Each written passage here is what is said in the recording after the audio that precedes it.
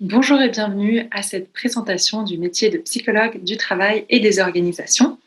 On a seulement 10 minutes à disposition, donc je vous propose que je me lance directement dans le vif du sujet. Je m'appelle Marie-Lisa Autieri, je suis psychologue du travail et des organisations depuis maintenant à peu près 5 ans et je travaille chez Scan Assessment, une petite entreprise de conseil en ressources humaines que je vous présenterai un petit peu plus en détail tout à l'heure. Par rapport à mon parcours, donc j'ai fait un bachelor en psychologie et sciences humaines à l'Université de Lausanne et j'ai ensuite fait un master en psychologie du travail et des organisations à l'Université de Neuchâtel. En termes d'expérience professionnelle, donc comme je disais, je suis consultante chez Scan Assessment depuis maintenant 3 ans. Avant ça, j'ai travaillé dans l'horlogerie chez Audemars Piguet en tant que coordinatrice formation pendant à peu près 2 ans et demi. J'ai d'abord fait un stage et ensuite j'ai été embauchée là-bas. Et avant ça, j'avais fait aussi un stage en santé sécurité au travail chez Ergorama, qui est aujourd'hui qui fait partie d'un groupe qui s'appelle F4S pendant mon master, parce qu'il y a un stage obligatoire pendant le master.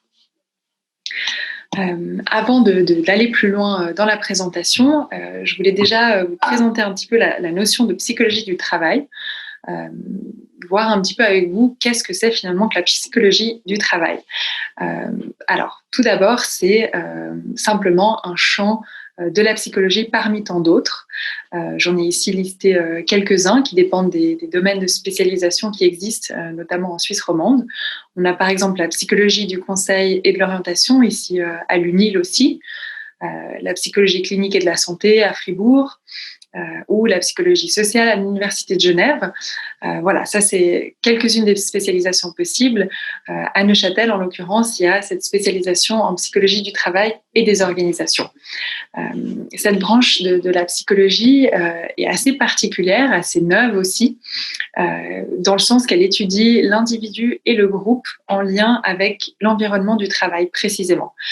Donc elle est assez différente d'autres domaines de la psychologie, dans le sens où on s'intéresse à l'individu au sein d'un système, au sein d'un contexte bien précis qui est celui du travail, donc de l'organisation, de l'entreprise. Donc finalement, on pourrait résumer ça en disant que la psychologie du travail s'intéresse à 3 niveaux bien précis. Le niveau de l'individu, bien sûr, quand même, toujours. Le niveau du groupe aussi, donc les interactions qu'ont les individus entre eux au niveau du groupe, de l'équipe. Et puis au niveau de l'organisation, donc voilà, comment est-ce que ces 3 niveaux interagissent. Ça, c'est vraiment l'objet d'étude de la psychologie du travail. Et puis, on pourrait dire qu'on a 2 objectifs principaux en psychologie du travail. Tout d'abord, améliorer la qualité de vie des collaborateurs, des travailleurs. Donc là, c'est plutôt l'aspect individuel lié aux personnes. Et puis, deuxièmement, plutôt du côté de l'entreprise, d'augmenter l'efficacité des personnes et donc la rentabilité de l'entreprise, justement. Donc voilà, le rôle finalement, on pourrait dire, du psychologue du travail, c'est d'essayer de faire en sorte que ces 3 niveaux, individuels, groupal et organisationnel, s'imbriquent au mieux. Et puis de trouver aussi une façon pour que les 2 objectifs principaux se parlent, je dirais, donc se correspondent au mieux. Donc que les individus et l'organisation se correspondent et s'imbriquent au mieux. Si on regarde un petit peu plus précisément ces 3 niveaux d'intervention, on pourrait définir un petit peu des domaines aussi d'activité qui sont en lien plus précis avec chacun de ces niveaux, au sein de la psychologie du travail toujours. Donc tout d'abord au niveau de l'individu, un niveau d'intervention et d'activité dans la psychologie du travail, ça pourrait être le recrutement, la sélection, le coaching, l'accompagnement individuel au travail. Ce genre de thématique, ce serait voilà, un champ d'application possible de la psychologie du travail. Au niveau du groupe, on peut avoir tout ce qui est formation, tout ce qui est accompagnement d'équipe, team building, qui sont orientés sur différentes thématiques comme par exemple la motivation, le leadership, voilà, ou tout autre élément de team building. Et puis, le dernier niveau, donc le niveau de l'organisation de l'entreprise, on pourrait intervenir au niveau de l'accompagnement au changement ou au développement de l'organisation, par exemple, ou bien même intervenir au niveau de la stratégie d'entreprise, etc. Donc ça, c'est vraiment 3 niveaux. Là, je vous ai détaillé des actions possibles pour chacun de ces niveaux, mais voilà, c'est important de comprendre qu'on s'intéresse vraiment à ces 3 niveaux ensemble et qu'ils interagissent forcément. La psychologie du travail aussi, c'est bien évidemment un domaine, un champ de la psychologie comme on l'a vu, mais ça ne donne pas lieu à un seul métier. Quand on est psychologue du travail, on peut vraiment avoir différentes fonctions, différents postes. Il y a différents champs d'activité vraiment en lien avec la psychologie du travail. Ici, je vous ai détaillé quatre champs d'activité qui sont considérés par l'Association des psychologues du travail comme les champs d'activité principaux quand on est psychologue du travail. On a tout d'abord tout ce qui est développement et changement organisationnel. Donc ça, c'est plutôt une intervention au niveau de l'entreprise, de l'organisation. On a tout ce qui est gestion et développement des ressources humaines. Quand on dit ressources humaines, on entend les personnes, leurs compétences, comment elles peuvent les utiliser. Là, on peut travailler autant en entreprise qu'en tant que consultant ou indépendant. On a tout ce qui est recrutement et sélection, donc là on est plutôt au niveau individuel, mais bien sûr on a toujours aussi une lecture au niveau de l'organisation, parce que pour pouvoir recruter, il faut qu'on puisse comprendre les besoins de l'organisation, quelles sont les compétences dont l'organisation a besoin pour fonctionner. Et puis on a tout ce qui est gestion et promotion de la qualité de vie au travail et de la santé des personnes.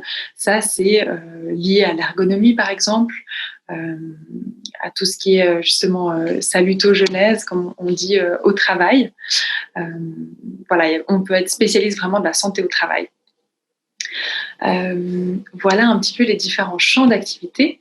Maintenant, j'aimerais vous parler un peu plus concrètement, un peu plus en détail de mon parcours, ou plutôt de ce que ça veut dire que d'être consultante chez Scan Assessment. Donc un petit peu une sorte de journée type, et ce que le métier de psychologue du travail m'apporte en fait en tant que consultante. Alors comme je disais, pour moi, le fait d'être psychologue du travail, ça apporte vraiment une vision globale sur les choses. Ça permet d'avoir un œil externe sur les processus et les dynamiques en entreprise, donc d'avoir cette vision systémique, de comprendre vraiment l'interaction entre les compétences et les caractéristiques d'un individu et le contexte professionnel dans lequel il sera amené à évoluer. Dans mon activité professionnelle, donc moi je fais du conseil en ressources humaines. Ça veut dire que on a différents clients chez Scan qui sont des entreprises qui viennent nous voir pour qu'on puisse les conseiller sur des thématiques en lien avec les compétences des personnes, les besoins que les entreprises peuvent avoir pour du recrutement notamment. On accompagne aussi les personnes dans la recherche d'emploi, donc on accompagne des personnes qui ont été licenciées, ça s'appelle outplacement, c'est une prestation qu'on offre. On fait aussi des bilans de compétences, donc on accompagne des personnes qui se posent des questions sur leur carrière ou sur leur avenir professionnel, donc voilà, qui peuvent à un moment donné souhaiter changer. Et puis on fait différents projets, différentes formations aussi en interne des entreprises. Et puis voilà, c'est une petite entreprise, Scan, donc on est aussi tout amené à collaborer et puis à vraiment essayer de développer l'entreprise d'une manière plus générale. Je peux aussi vous parler de quelques parcours de personnes dans mon entourage. Tout d'abord Jérôme, alors c'est des prénoms d'emprunt bien évidemment, qui est responsable d'une structure de gestion de conflits au sein d'une grande entreprise. Il a fait une formation continue dans ce domaine-là et qui s'occupe donc vraiment précisément de la prévention des conflits et qui accompagne les personnes qui vivent des situations de conflit en toute confidentialité. Donc il fait plutôt de la médiation, du conseil. Donc ça, c'est un débouché possible. Je peux vous parler aussi de Caroline, qui est plutôt indépendante, donc qui a créé sa propre structure dans le domaine de l'ergonomie, de la santé au travail. L'ergonomie, c'est tout ce qui est, c'est la science qui vise en fait à vraiment adapter l'environnement de travail aux personnes. Donc, ça peut être l'environnement au sens large, donc en termes d'aménagement, par exemple, de bureaux, de chaises, ce genre d'éléments, mais aussi vraiment de risques plutôt liés à l'ambiance de travail, aux tensions, aux conflits aussi.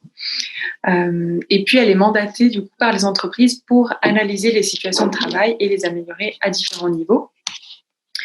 Et enfin, je voulais vous parler aussi de Céline, qui est, elle, HR Business Partner dans une entreprise. Donc, elle travaille dans les ressources humaines en interne d'une entreprise. Elle fait partie de l'équipe ressources humaines. Et puis, elle est partie aux États-Unis pendant 9 mois aussi. Donc, voilà, il y a certaines entreprises qui offrent ce type de possibilité de partir à l'étranger. Et puis, elle s'occupe notamment du recrutement des personnes, de l'intégration de ces personnes, de les accompagner pour tout type de problème qui touche à tout ce qui est gestion du personnel dans leur quotidien. Elle soutient les managers dans la gestion des équipes aussi, et puis dans différents projets. Donc, comme vous le voyez, c'est vraiment des rôles qui sont très polyvalents, très divers, très variés, mais qui touchent vraiment à l'humain et à l'entreprise.